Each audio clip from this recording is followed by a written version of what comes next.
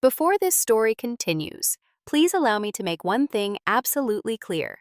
The story you are about to hear is a fictional narrative created for educational and entertainment purposes. It is designed to reflect toxic family dynamics and the inner journey of a woman who endured silence for far too long.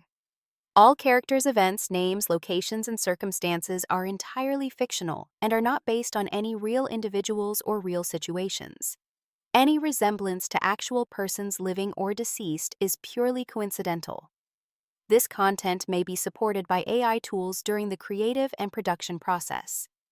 This story does not promote violence, hatred, or harm of any kind.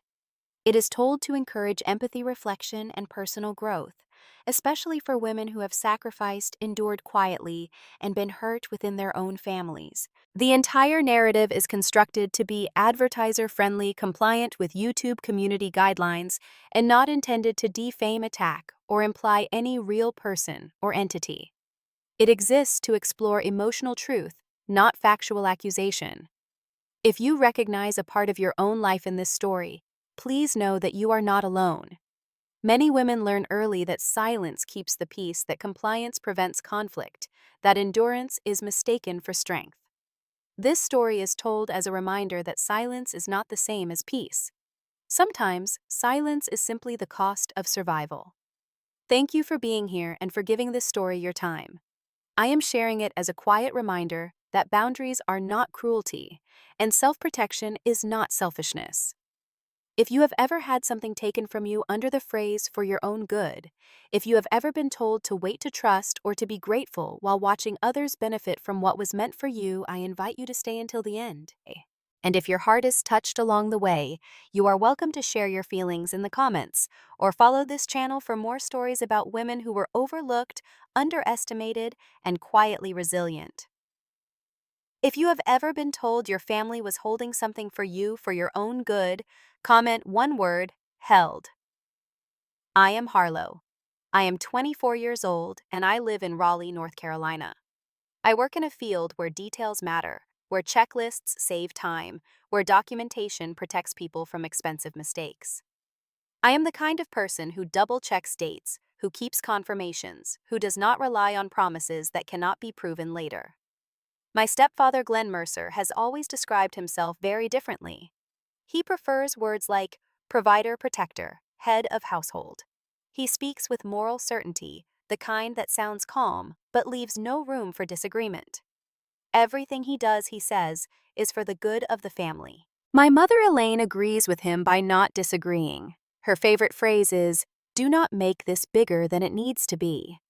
My stepbrother, Brock, is Glenn's biological son. He is charming in a careless way, spends money, easily jokes his way out of consequences, and somehow always lands on his feet. This night took place in early June of 2024 at the Cary Community Giving Night, a church-affiliated fundraising gala held in a local community center that smelled faintly of coffee and polished wood. The lighting was warm. Round tables were dressed with white linens. Name tags were arranged alphabetically near the entrance. A donor board stood near the stage listing sponsor levels in gold lettering. Glenn loved events like this. They gave him a microphone and an audience that already believed him. He stepped onto the stage that evening, smiling, adjusting the microphone with practiced ease, thanking the committee, praising the church, speaking about legacy and responsibility. Then he looked directly at me and said, "Cheer up. I will keep the 4.2 million for you." There was laughter, the polite kind that follows authority. He continued speaking as if he were offering a gift. "At least you will learn something from Brock about responsibility," he added, smiling in my direction. "You are lucky I am willing to manage it for you." I did not feel embarrassed. I felt removed, as if I had been quietly erased from the room while still standing in it. I glanced toward the donor board. Under the heading Mercer Family Legacy Sponsor were 3 names: Glenn Mercer, Elaine Mercer, Brock Mercer. My name was not there. A volunteer walked past carrying a seating chart. I saw the Mercer family table placed near the stage. My place card had been set at a table closer to the kitchen. It was not a mistake. It was a decision.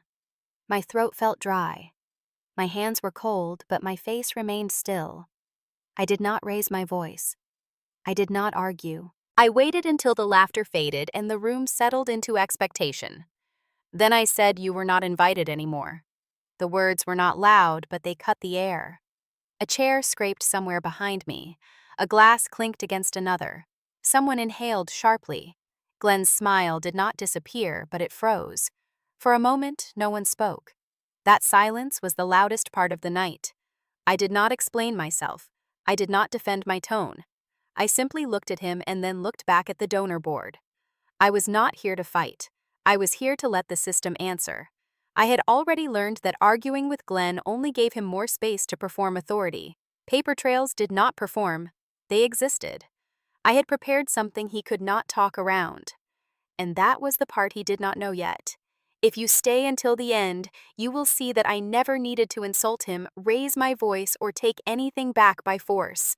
All I needed was for everyone in that room to watch him sign his own truth. Stay until the end. You will see that I did not need to humiliate anyone.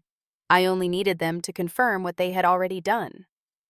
As Glenn stepped back from the microphone, my phone vibrated in my hand.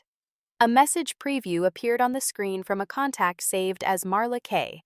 It read, "Do not engage. We will handle it at the event." I did not respond. I slipped the phone back into my bag and waited. The truth is, this did not begin at the gala. It began years earlier in small, ordinary moments that did not look like cruelty at the time. My biological father died when I was young.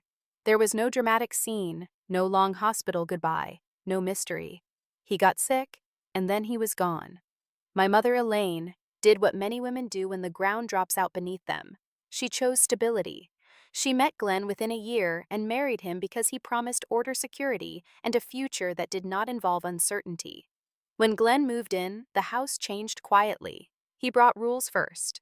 Bedtimes, meal schedules, expectations.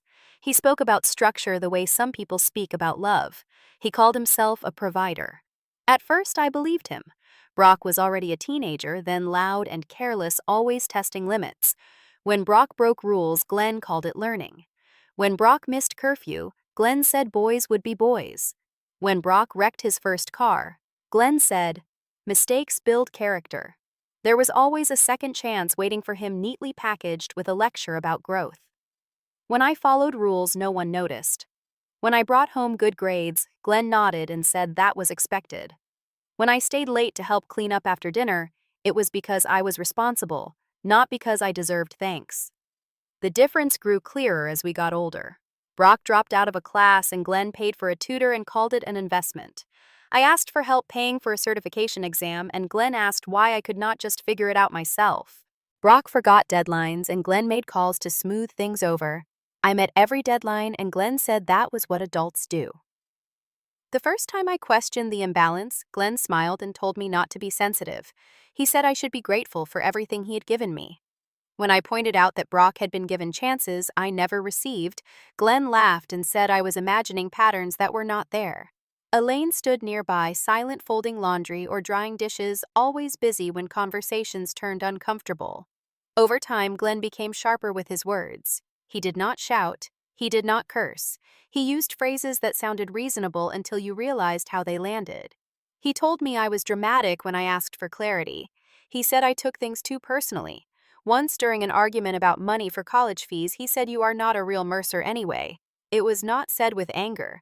It was said casually, like a fact everyone already knew. That sentence did more damage than any yelling ever could. I learned then that belonging in that house was conditional. Brock belonged by default. I belonged only if I did not challenge the structure. I adapted the way quiet people do. I stopped arguing. I stopped explaining myself. I watched. I listened. I kept notes in my head. While Brock learned how to talk his way out of trouble, I learned how systems worked. I took jobs where paperwork mattered. I learned how contracts were structured, how invoices moved, how project timelines revealed truth when words did not. I learned that stories change, but documents do not. At home, Glenn tightened control. He turned the house into a rules-only place. Everything had a reason, and every reason served him. If I disagreed, I was told I did not understand how families worked. If I pushed back, I was told I was ungrateful. Elaine repeated her phrase like a prayer. Do not make this bigger than it needs to be. Brock absorbed the message differently. He learned that consequences were temporary and negotiable. When he overspent, Glenn covered it. When he borrowed money, repayment dates disappeared. When he failed, Glenn blamed the world for being unfair. Meanwhile, I learned how to budget without asking. I tracked my expenses. I saved quietly. I took on projects no one wanted because they taught me how to manage details. I learned to rely on data. Somewhere along the way, I stopped trusting promises entirely. I trusted records. I trusted timestamps. I trusted confirmations. That habit followed me into adulthood. By the time I turned 24, I had built a reputation at work for being thorough. I was the person people asked to double-check numbers to catch errors before they became expensive. Glenn noticed this only when it benefited him. He would ask me to review documents for Brock, then dismiss my opinions when they did not align with his. Do not overthink it, he would say. You should be grateful to help family. The money issue surfaced slowly. Years earlier, after my father died, a settlement had been structured on my behalf. It was not a windfall. It was a long-term arrangement designed to mature when I reached a certain age. Letters arrived periodically from a trustee explaining timelines, conditions, and disbursement schedules. I read them carefully. Glenn skimmed them and waved them away. He called it future money, something to be managed later. As my 24th birthday approached, the language in those letters changed. Dates became firm. Conditions became clear. The funds were set to disperse with oversight, not ownership. There were requirements, documentation, and a named trustee. It was not a secret. It was simply something Glenn had never taken seriously because it did not center him. When the amount was finally mentioned out loud, it sounded large. $4.2 million. Glenn reacted immediately, not with congratulations, but with authority. He spoke as if the conclusion had already been reached. He would hold it. He would manage it. He would decide what was best. In his mind, nothing had changed. I was still the child who should be grateful. Brock joked about it at dinner, asking if I would finally relax now. Glenn smiled and said, "Money ruined young people." Elaine asked me to promise I would not let it change me. I said nothing. Inside, something settled. The patterns I had watched for years finally aligned. This was not about protection. It was about control. The letters were clear. The structure was clear. There was a trustee. There were conditions. There was a process. And there was no clause that gave Glenn authority. I did not argue then. I did not announce anything. I filed the information away the way I always had. I learned long ago not to trust words. I trusted data. That habit would matter soon. If you have ever been called sensitive just for asking for fairness, please press like. I understand that feeling. After the gala, the air in our house felt different. Not louder, not more violent, just tighter, like the walls had learned Glenn could be challenged and decided to close in. Glenn did not confront me right away. He waited until the next morning when Elaine was making coffee and the kitchen still smelled like toast. He sat at the table with the calm patience he used when he believed he was the adult in the room and I was still a child who needed direction.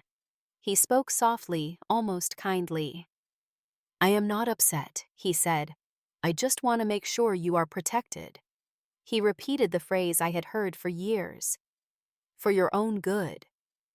Then he slid a folder across the table as if we were closing a normal family matter.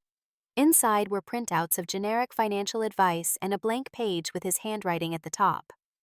Plan for Harlow. He said it was simple. When the disbursement came, he would hold it for me. He would manage it. He would keep it safe. He said it like he was offering shelter from a storm. I watched his hands as he spoke. Clean nails, steady fingers. Not a man who looked like a villain. That was part of why it worked on people. Elaine nodded beside him, relieved by any solution that reduced conflict. Brock wandered in half awake and made a joke about how I should be grateful I had a built-in financial advisor. Glenn smiled at his son like that was proof of family unity. I did not smile back. I asked what he meant by "hold it for me." Glenn leaned forward and used the first tactic, the paternal one. "I am protecting you," he said. "People your age get scammed. You have not lived enough to know how predators think. You are smart, but smart is not the same as experienced." He spoke like a lecture, not a discussion. When I did not agree immediately, his tone cooled slightly. "This is not about you proving something," he said. "This is about your mother sleeping at night."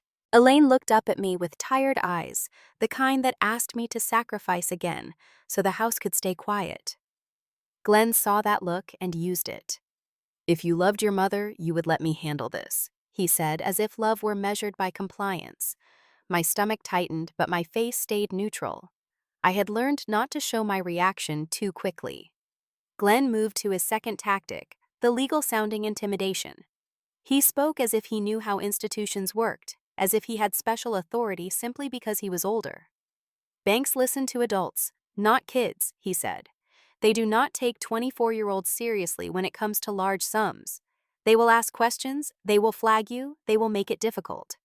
Let me deal with it so you do not embarrass us." The word embarrass was deliberate. It was not about my safety. It was about his image. He used phrases like fiduciary and verification in the wrong ways, confident that no one would challenge him. Elaine did not challenge him. Brock did not care enough to listen. I did not correct him. I simply asked for clarity. I did not argue. I did not accuse. I asked my first question. "Do you have signing authority, yes or no?" The kitchen went silent. Elaine stopped stirring her coffee. Glenn blinked once, then laughed softly like I had asked something childish. He said, "Of course I will, because I am your stepfather, and I have handled family finances for years." I did not respond to the deflection. I asked my second question just as calm. "Am I the beneficiary, yes or no?" Glenn's jaw tightened. He did not like being forced into a simple answer. He preferred conversations where he could expand into speeches and moral lessons. Elaine tried to interrupt, saying, "Harlow, please do not interrogate him." Glenn lifted a hand, still calm, still controlling. He looked at me and said, "You are the beneficiary, but you do not need to act like you are negotiating a contract. We are family." He emphasized the word family the way some people emphasize law. Then he shifted to the third tactic, the social punishment. This one came later quietly through other people. Within a week, relatives I barely spoke to started texting. They asked if I was doing okay. They said they heard I was stressed. One aunt asked if work had been overwhelming. A cousin sent a message that felt kind until I read it again and realized it was a warning. "Your mom is worried," it said. "Do not do anything rash." Glenn did not need to confront me directly. He could shape the room around me so that every person became a soft barrier. Elaine told me that someone from church had asked if I needed prayer. Brock told me one of his friends had said I was acting entitled. Glenn had been talking. Not harshly, not with insults, with concern, with that perfect tone that made him sound like a man trying to help a struggling young woman.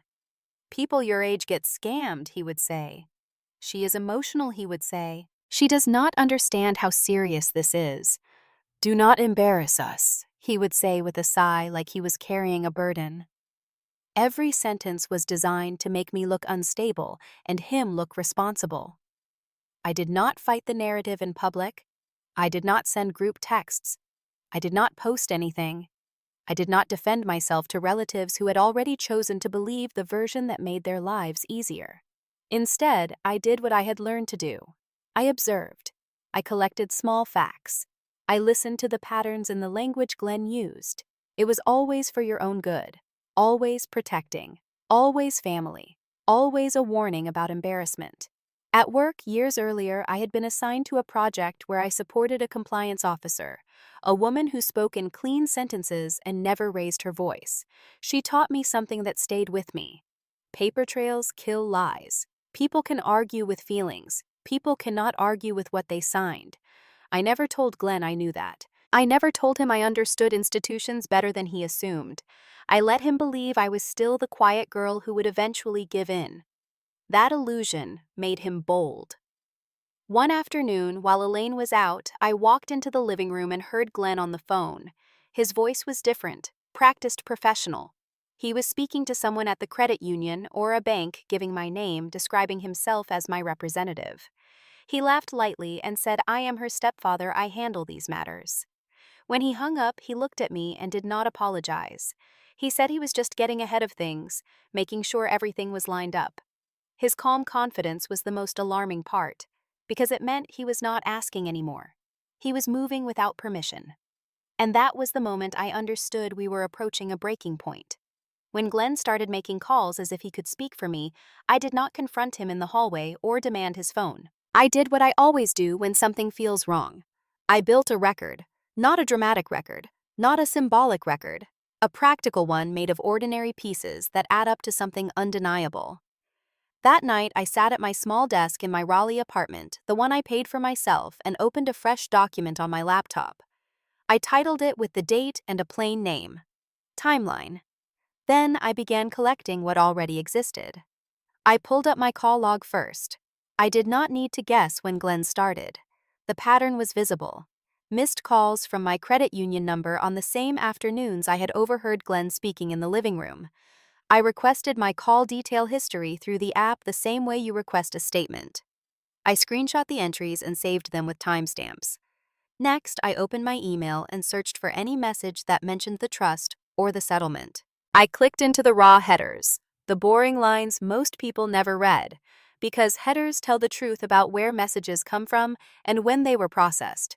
I saved those too. Then I checked my calendar. Glenn had not sent me invitations, of course, but Elaine had. Over the years, she had added family events and church commitments to shared calendars, always under the excuse of keeping everyone organized. I scrolled through upcoming entries and saw something that made my stomach drop. Donor circle prep, committee call, sponsor confirmation. Not one of those invites included my name as an attendee. Yet they were scheduled during weeks when Glenn had been lecturing me about holding the money for my own good. He was not waiting for my decision. He was preparing a public narrative. I did not tell anyone I had found it. I kept moving. I requested my credit union notes. Not internal confidential notes, just the account communication log that a member can access the record of interactions. When I received it, I read it slowly. There were entries that were not mine. A note about a call from a male voice claiming to be family, asking about disbursement timing, asking about verification steps, asking what documents were needed to confirm authority. The entry did not say his name, but it described the voice and the relationship. Stepfather. I stared at that word for a long time. Then I saved the file. I did not cry. I did not call Elaine. I did not do the thing I would have done years ago, which was to ask for reassurance and accept a soft lie to keep peace. I booked an appointment with a trust and estate attorney instead. Her name was Marla Keene, 62. She had a reputation for being calm and exact. People described her as kind, but not gentle. The kind of authority older audiences trust because she does not perform emotion. She performs clarity. Her office was in a low brick building near downtown Raleigh. Nothing fancy, but everything inside was orderly. No inspirational posters, no fake warmth, just clean lines and quiet competence. When she greeted me, she did not ask how I felt. She asked what happened and what I needed. I handed her a folder, not a dramatic binder, just a simple manila folder with printed emails and screenshots and a short written timeline. She flipped through it without comment, her reading glasses low on her nose, her expression steady. After several minutes, she looked up and asked one question. "Do you have the trust letter?" I nodded and handed it over. She read it twice, then placed it on her desk and said, "This is not complicated. Your stepfather has no signing authority unless you grant it in writing and the trustee accepts it under specific conditions. Holding it for you is not a legal status. It is a phrase. Phrases do not move money. Documents do." The way she said it made my chest loosen slightly. Not because the situation was better, but because reality had edges again. She asked how Glenn had been framing it. I told her the words. "I am protecting you. Banks listen to adults. Do not embarrass us. If you loved your mother, you would let me handle this." Marla nodded once, not surprised. Then she said, "We will treat this like an authority problem. not a family argument. That sentence mattered. It told me I would not have to beg to be believed. I would only need to be precise. Marla asked permission to contact the trustee directly, and I gave it. Then she recommended I speak with someone who could explain the charity side of this because Glenn was not just trying to control funds. He was using community optics to corner me. She referred me to Tina Alvarez, an escrow professional who sometimes handled pledge documentation and sponsor confirmations for large community events. Tina met me at a coffee shop in Cary during a quiet morning when most of the tables were filled with retired couples reading news on their phones. Tina looked like someone who had spent years translating complicated processes into plain language. She did not dramatize anything. She asked what charity event it was and what level Glenn had claimed. I told her Mercer Family Legacy sponsor and the donor circle. Tina nodded and explained that pledges are not just words spoken into a microphone. Large pledges require confirmation. They require a name attached to a commitment, sometimes a form, sometimes a verification email, depending on the organization. She said the key question is who is committing the funds and who has authority to commit. If Glenn pledged money on behalf of a beneficiary without authority, that is not a misunderstanding. That is misrepresentation. She said it calmly, like reading a policy.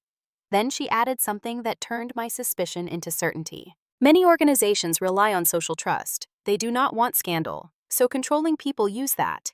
They say the money is for someone else, they hint at family matters, and they pressure the beneficiary to cooperate so the community is not embarrassed.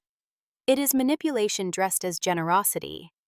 Hearing someone else describe it in plain terms made me feel something sharp and steady inside. Not rage, clarity. When I returned to Marla with what Tina had explained, Marla listened and then said the line that made me pause. "Harlow, your file is unusually clean. That tells me you have done this before." She did not mean court. She meant documentation, organization, the instinct to preserve proof. I did not answer her. I only looked down at my hands and realized they were not shaking. That was the moment I knew the setup was real. We were no longer reacting. We were preparing. The escalation became clear in one sentence Marla spoke next. If he pledged funds already, he crossed a line. Because he did not just try to protect you. He tried to bind you publicly. He tried to make your refusal look like betrayal. That is why we handle it through paper, not emotion. Then the final piece of Part 4 arrived by accident, the way the most useful evidence often does. Late that evening, I received an email forwarded from Elaine. No message, no explanation, just a forwarded thread with a subject line that made my eyes narrow. Donor Circle Confirmation Meeting. The body of the email included a calendar invite and a list of names to finalize sponsor recognition and seating. Glenn, Elaine, Brock, Pastor Jim Weller, a committee contact, and under family attendees, there was no Harlow. I stared at the omission until it felt like a physical bruise. Then I saved the email, including the headers, and added it to my timeline. The noose they were trying to place around me was now visible in writing. The next escalation did not arrive as an argument. It arrived as concern. Glenn called it a family conversation, the kind that sounds gentle until you realize it is a verdict. He asked Elaine to sit in the living room with him on a Sunday afternoon and told Brock to stay because this affected everyone. When I walked in, Glenn did not raise his voice. He folded his hands and spoke slowly like a man trying to help someone through a difficult moment. He said he was worried about me. He said the stress from work and the pressure of sudden money had made me unstable. He used that word carefully as if he were choosing it from a medical chart. Elaine nodded beside him, her eyes already apologetic, already preparing me to accept something unfair so the room could stay calm. Brock leaned back on the couch and smirked, scrolling on his phone, then looked up and said, "Just let Dad manage it." "You are making this harder than it needs to be." Glenn took that as permission to continue. He spoke about how the community saw our family, how rumors travel, how appearances matter. He said people had noticed I seemed distant. He said church friends had asked if I was overwhelmed. He said he did not want me to hurt my own future by pushing against guidance.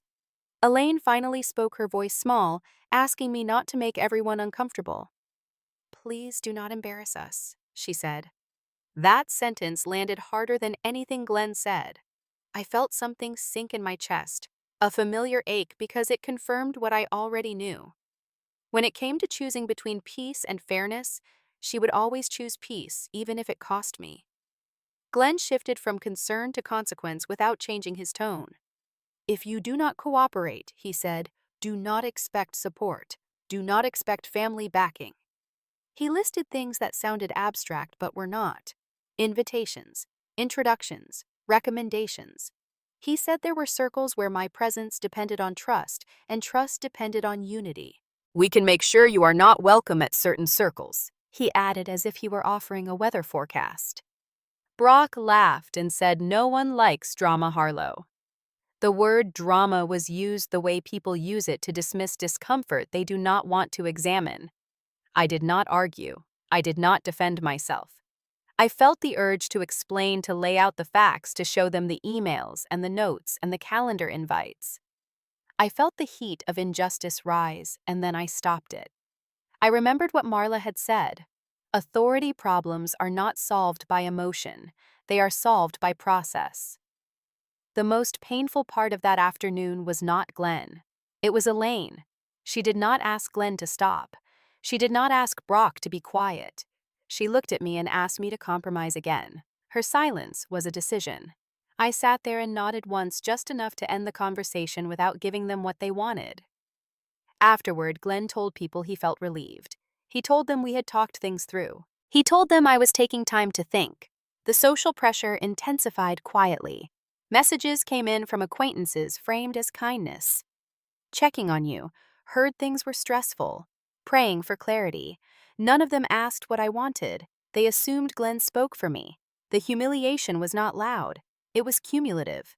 Each message reinforced the idea that I was the problem to be managed. That night, I went home and sat at my desk, the same desk where I had started the timeline. I opened the document and added a new section. Family intervention. Social pressure. Threats implied. I wrote the phrases exactly as Glenn used them. Do not expect support. Not welcome at certain circles. I did not editorialize. I did not vent. I documented. Then the phone rang. It was an unfamiliar number from the Cary area. I answered without greeting. The voice on the other end sounded professional and slightly rushed. They introduced themselves as part of the event committee and apologized for calling late. They said they were confirming pledge details ahead of finalizing recognition materials. They spoke as if the matter were settled. They asked if I could confirm the commitment made on my behalf. For a brief moment, I understood how far Glenn had gone. He had not just implied consent. He had created it. I did not correct them with a speech. I did not accuse anyone. I said one sentence. I cannot confirm that. The line went quiet. The caller paused, then apologized and said they would follow up internally. When the call ended, I did not feel relief. I felt resolve. That single sentence was enough to crack the narrative Glenn had built. It told me the system was listening. It told me the moment would come when silence would no longer protect him. I sat there for a long time after that call, thinking about all the times I had been told to keep the peace, to let things go, to be grateful. I realized that peace built on my erasure was not peace at all. It was a strategy that allowed others to benefit while I absorbed the cost. At this point, if you are still thinking she should just give in for the sake of calm, please stay. Because calm like that is how they win. The decision formed quietly. I would not confront Glenn in private again. I would not argue in the living room or negotiate through guilt. I would expose the truth where it mattered, in the same space where he had tried to bind me with reputation and pressure. The gala was not just a stage, it was the mechanism he had chosen. That meant it was also the place where the record would speak.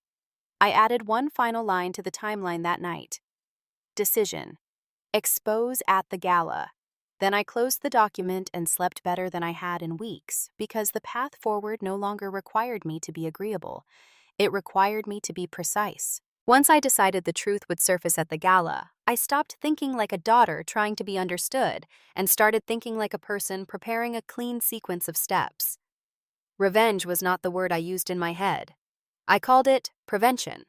I called it correction. I called it making sure the record could not be rewritten after the fact. Marla met me again in her office 2 days later. She did not ask if I was ready. She asked what outcome I wanted. I told her I wanted my name restored where it belonged, and I wanted Glenn to lose the ability to speak for me in any room, private or public. Marla nodded and said, then we build an operation that is boring on purpose. Boring is what holds up in daylight. She wrote 4 numbers on a legal pad and drew a line under them. Step 1. She said we verify the disbursement paperwork and the trust letter. Not just your copies, but confirmation directly from the trustee, including the release schedule, any conditions, and the exact language that defines who can authorize action. She explained that older audiences trust process because process does not depend on personality. Step 2. She continued, we verify Glenn has no authority. That means we request written confirmation that there is no power of attorney, no delegation, no co-signer status, no authorization on file. It is a simple question to the trustee and the credit union, and a simple answer in writing. Step 3.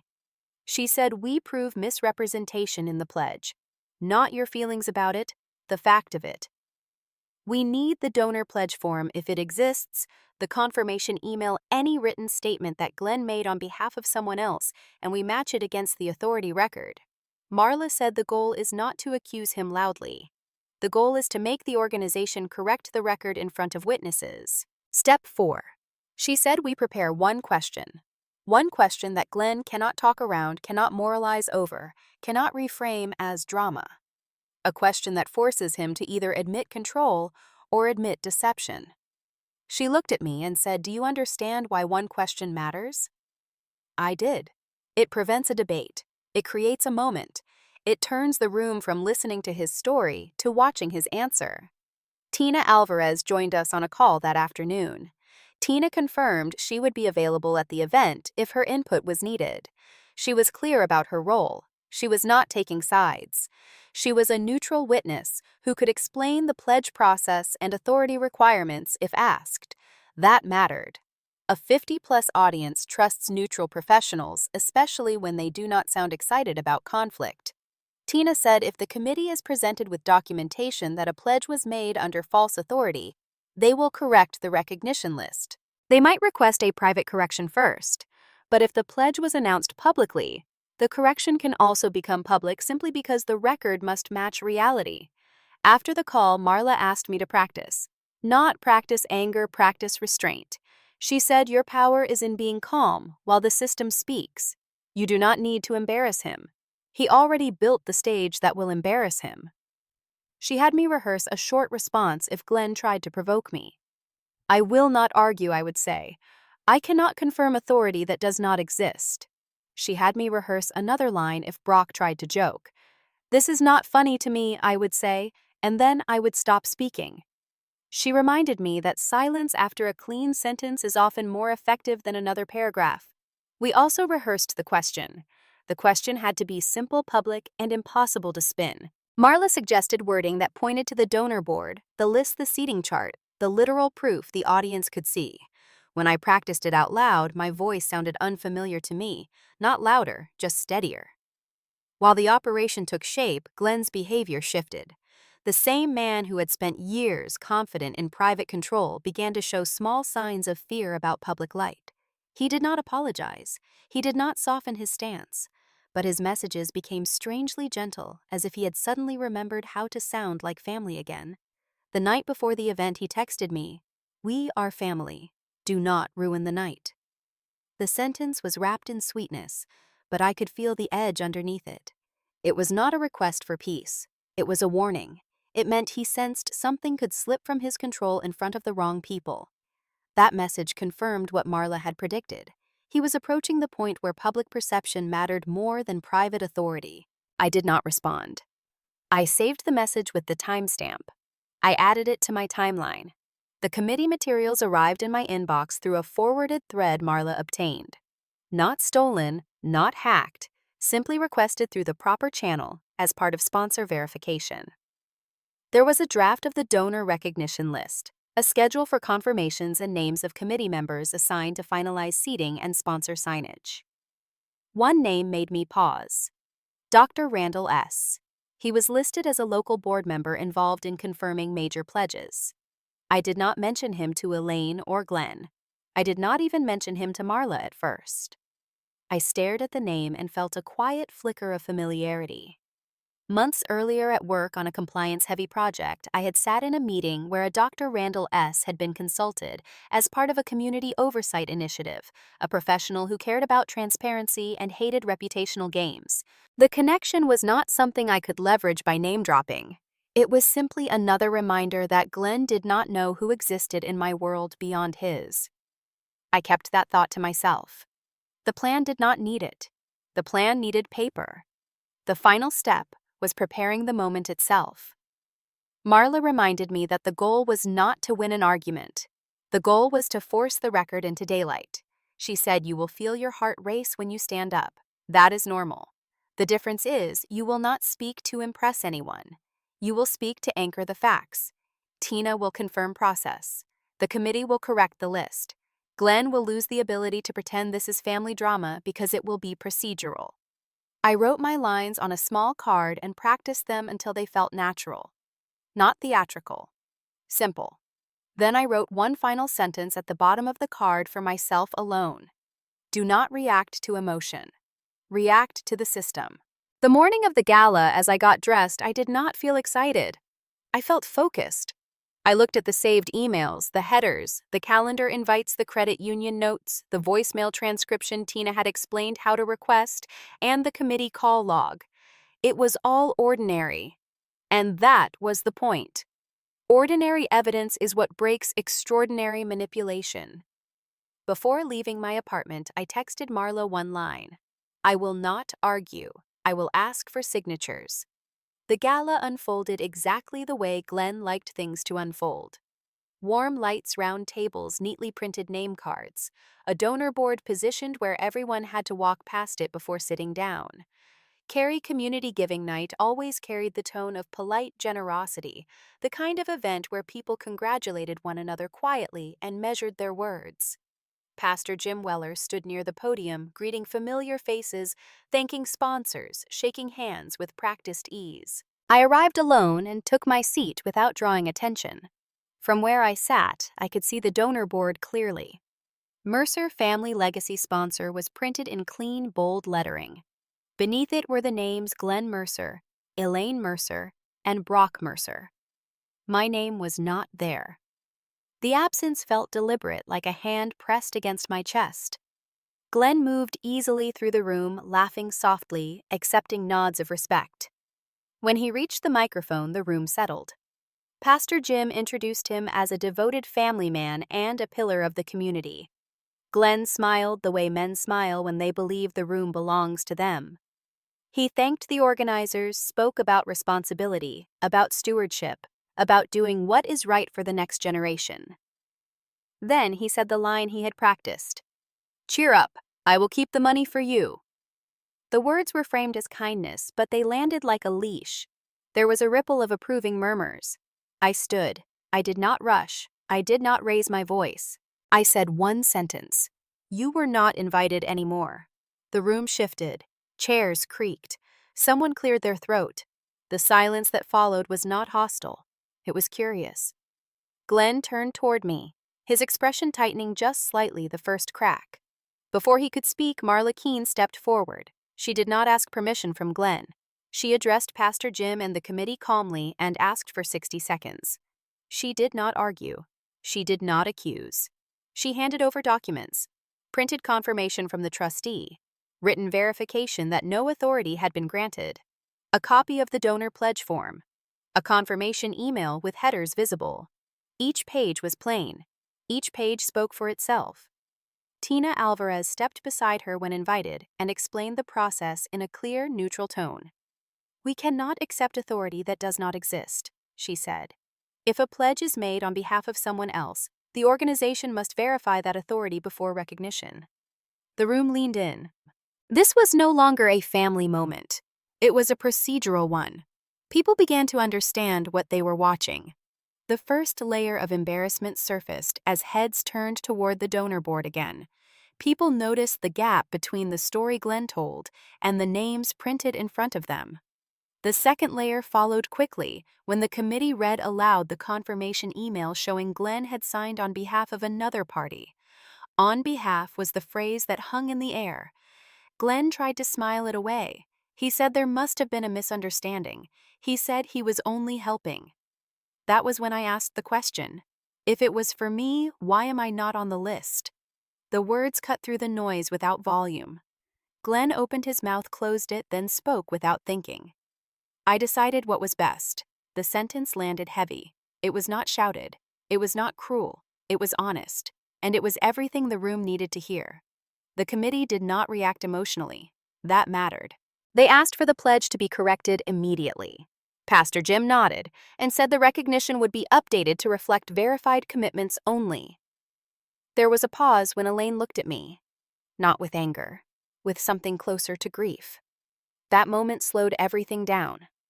Then the pace returned. The committee requested Glenn withdraw the pledge until authority could be properly established. The donor board was adjusted. Conversations resumed in low voices, but the tone had changed. Glenn no longer held the microphone. Brock stood frozen, watching his father fail to talk his way out. If this moment makes it hard to breathe, press-like. Because there is still one more scene. When they come back asking. Glenn did not speak again that night. The days after the gala were quiet in a way that felt unfamiliar. Not peaceful yet, but settled. The committee moved first, not with spectacle, but with process. A formal letter arrived addressed to Glenn, copied to Elaine and the organization records. It stated plainly that the pledge had been recorded under misrepresented authority and required immediate correction. Until verification could be completed, the recognition associated with Mercer family legacy would be removed. No threats, no moral language, just instruction. Within 48 hours, the donor board online was updated. The name was gone. People noticed. They always do when something disappears without explanation. Elaine called me that evening, her voice unsteady. She did not accuse me. She asked if things could have gone differently. I told her the truth I had learned too late to soften. Silence had already chosen for her.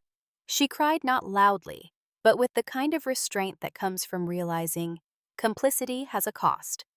She said she had wanted to keep the family intact. I told her intact was not the same as honest.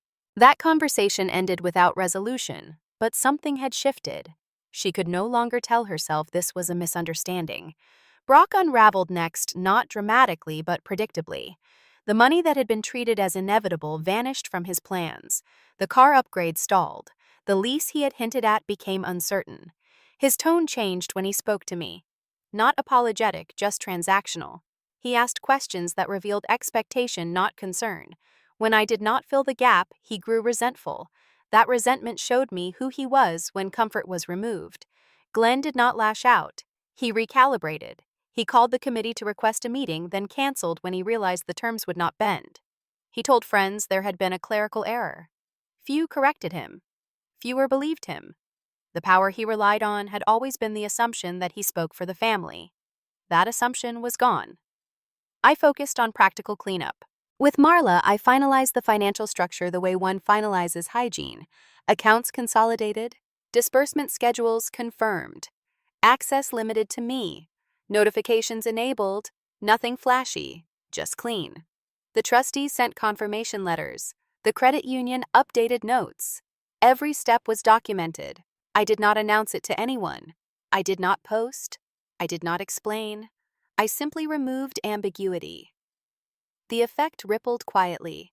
Invitations slowed, some connections faded, others adjusted. The people who valued clarity stayed. One email arrived that surprised me. A committee member forwarded an invitation to join a small community program focused on financial literacy and rebuilding trust after funding errors. It was not a headline role. It was work.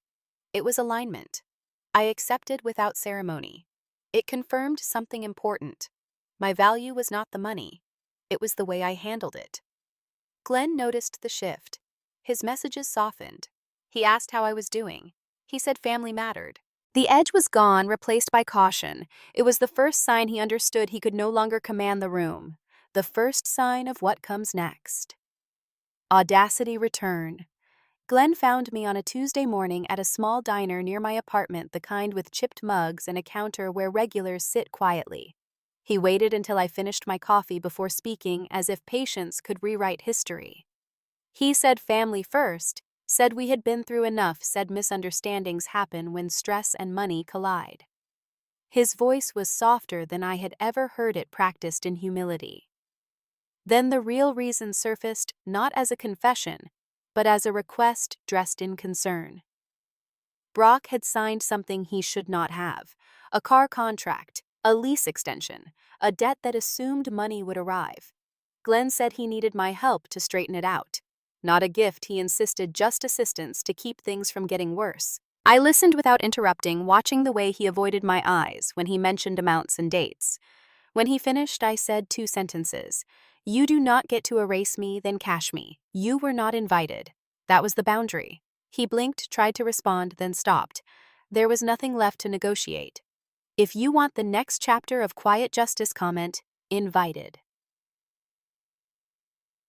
6 months later, my life looked ordinary in the best way. I lived in Raleigh, worked steadily, kept my calendar clean. The noise had faded because I stopped feeding it. Elaine began therapy not as redemption, but as recognition. She learned that silence is a choice, and choices have weight. We spoke carefully without pretending the past was smaller than it was. Brock learned consequences the slow way. I did not intervene. I did not punish. I simply did not rescue. My work expanded into a small community workshop on financial literacy, the kind that values process over performance. One evening, I stood beside Marla and committee members not as a donor, but as a participant someone trusted to explain how clarity protects people. No applause, just nods. Peace is not quiet. Peace is protected.